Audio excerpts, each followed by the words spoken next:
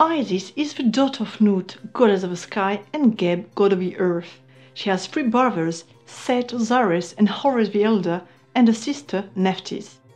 Ancient Egyptians, and later Greeks and Romans, considered Isis one of the most important goddesses in ancient Egypt. But that wasn't always the case.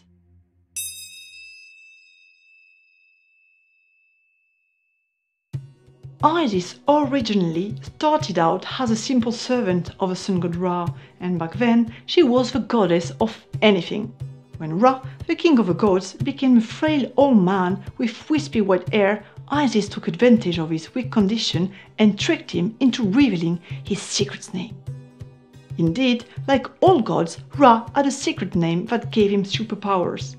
Isis knew that if she found out the secret name of a god, she would receive his powers. She decided to find a way to learn her master magical name, so she could become a powerful magician. To do so, she made a snake out of mud with a bit of saliva from the god, then cast a magic spell that brought the snake to life. Obeying the orders of its creator, the snake hid in some bushes and waited patiently for Ra to walk by. As soon as it did, the snake bit him on the heel. Since the king of the gods did not create the snake, he was unable to recover from its bite. Isis offered a cure that was guaranteed to work, but declared that she needed his secret name for the spell to be effective.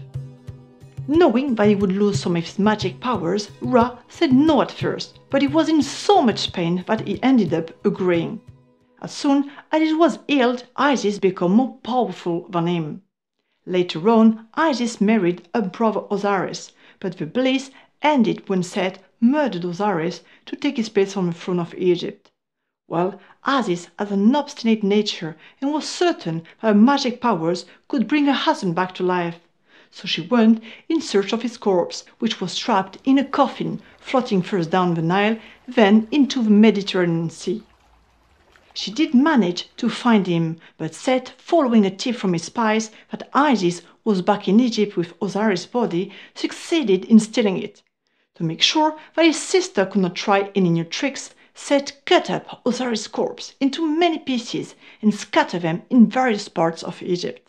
But Isis did not give up, and with the help of Anubis and Nephthys, she went off again to search for all the pieces of husband's body.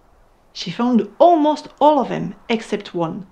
No matter how strong her magic was, it was not enough to bring Osiris back to the world of the living. As such, she revived him so that he could live and reign in the kingdom of the dead. She then fled with her newborn son Horus to escape Set and hid in the marshes of Chemmis, where she raised him. When Horus was big enough to avenge the death of his father, Isis revealed that his uncle killed his dad and helped him to overcome Set.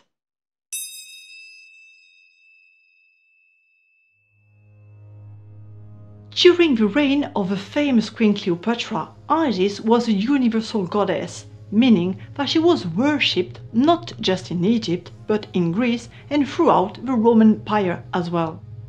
In fact, in the small city of Pompeii that was destroyed when Mount Vesuvius erupted in the 1st century, the only Egyptian temple in the city was dedicated to Isis.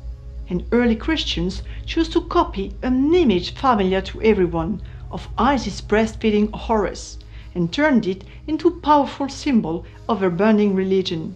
And this is how images of Virgin Mary feeding the baby Jesus gradually replaced those of Isis and Horus.